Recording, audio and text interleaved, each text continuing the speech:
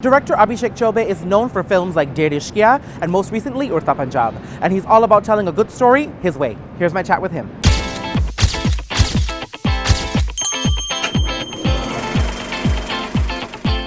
He's the man behind some of Bollywood's biggest hits, and director Abhishek Chaubey shows no signs of stopping anytime soon. He's turning producer for the first time with A Death in the Gunj, which had its premiere at the 2016 Toronto International Film Festival, and it also marks the directorial debut of Bollywood actress Konkona and Sharma. So why did Abhishek decide to join this project, and what's his take on Indian cinema? Find out.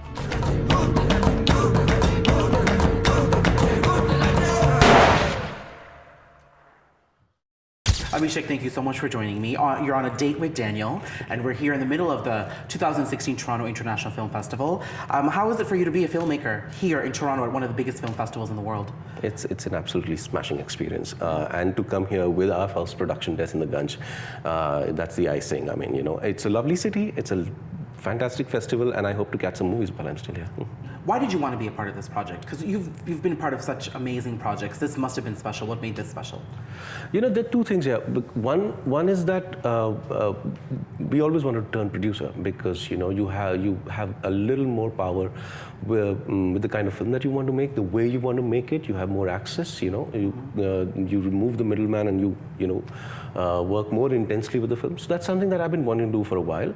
I just did not know how, and in Honey I found an excellent partner. We have been colleagues and friends from the last 15, 16 years. So it was a natural association, you know, working with Honey. But we had just been talking about it, and we were not doing anything about it. And at such a time, Honey met Konkona, and he came with the script, Death in the Gunj, and I read it, and it was absolutely wonderful. Great story, needed to be told, and Konkona asked Honey if he would produce that film. And we started a company because of this film. Yeah. So McGuffin Pictures exists because of A Death in the Gunj. Yeah. And it's a film of many firsts because it's Konkona's first film, our first film. It's really because of the film because of the script that we came together. Yeah. And in Konkona, I've known her for a while, and she's a very cool thinker. She's very level-headed, very much in control, and she's been on film sets since her childhood. Yeah. She's got filmmaking in her genes, really. So it was a no-brainer. Yeah. But you know what? This film, when I was watching it, see, I'm a 90s Bollywood baby, right? So I grew up, and it was mainstream cinema, or what they called art house cinema. Yes, you know? yes. And today there's a beautiful blend of everything in Yes. between. And this film, in my eyes, is a very nice example of that. Yes. I think a few years ago, if this came out, it wouldn't get so much attention. And it's coming at the right time where I think people are understanding films in a new way and are willing to see films like A Death in the Gunj. What do you think about that space as a filmmaker? You know, the audience has evolved tremendously in the last 15, 20 years. Also, I mean, you know, it's kind of monotonous. I mean, although Bollywood films are full of it, the masala films especially, are full of many things. But if we only make those kind of films, it then gets kind of boring. I mean, you know, it gets kind of monotonous. And we don't actually then look like an industry just as a genre of films. Okay, you expect only a certain kind of thing in a Bollywood film. So I think it's very important for our films to have variety, our film industry to have all kinds of films, because there are all kinds of people in the country, you know. Yeah. It's great that the market has opened up. I think one of the reasons why such films are being made and are being watched is also because now these films, as opposed to most of the art house films from the 70s and the 80s, which were financed and funded by the government, almost, you know, by a film development corporation and all of that. Now these films are being funded by private producers, or corporate producers. So you know, you have to make films that reach out. They are your individual expression, but they still have to reach out to the audience at large, and therefore you have this blend, you know, of elements, you know, that may be perceived as commercial, but yet the film is very much one person's vision, and it's not factory made, you know. Yeah. So I think it's wonderful to be in such times, and I think this is what we're seeing right now is just the beginning. Yeah. So I mean, your films, I mean, Udta Punjab was very controversial too, right? Yes. And I think perhaps that level of freedom that you're talking about comes, that bravery or that ability to tell a story like that comes from what you're talking about right now. And then in Dedh, Ishqiya, you know, after the film was released, there was the whole sort of lesbian relationship between Huma and Madhuri Dixit. And these are things that I think are just starting to come into our consciousness as Bollywood film goers. Do you make a deliberate attempt to challenge what people are seeing on screen and the type of films that are being made right now, or is it just very natural to you when you're putting the story together? Well, I would think what you're saying, the latter part, that it's very natural, because you do.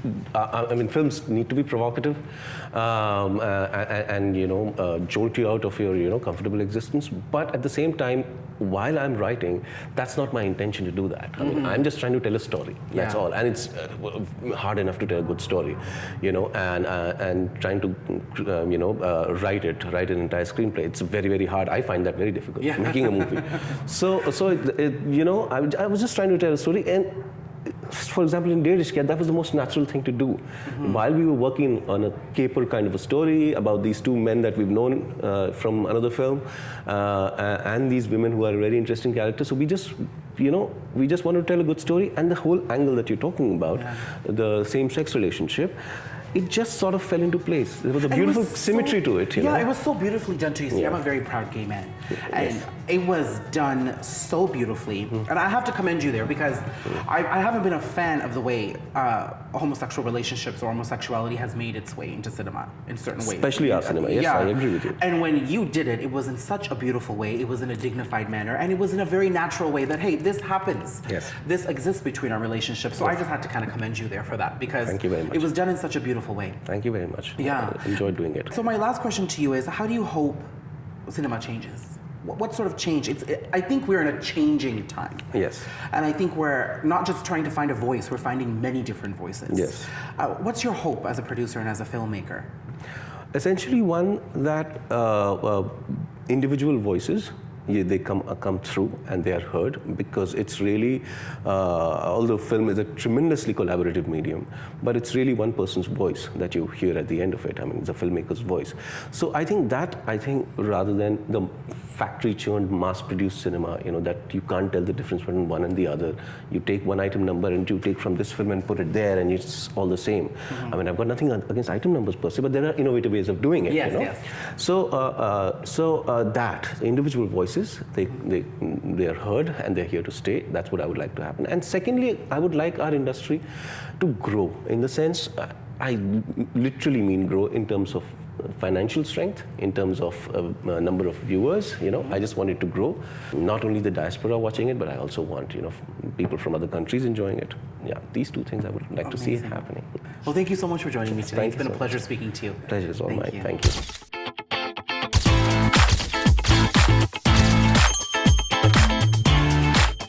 Hey everyone, thanks so much for joining me on this episode of Date with Daniel. Please like my video and subscribe to my channel for more quick, quirky, fun, and insightful chats.